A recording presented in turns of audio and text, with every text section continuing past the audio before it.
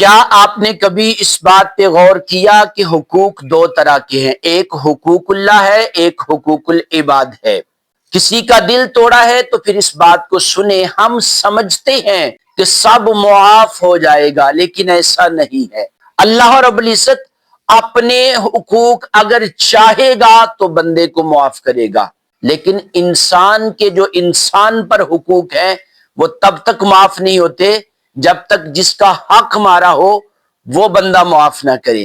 اگر کسی کو تکلیف دی ہے تو جا کر اس سے معافی طلب کر لے، کیونکہ یہی قیامت کے دن سب سے بڑا مسئلہ بنے گا، کیونکہ اللہ حقوق العباد کو تب تک معاف نہیں کرتا جب تک جس کا حق مارا ہو وہ بندہ معاف نہ کرے۔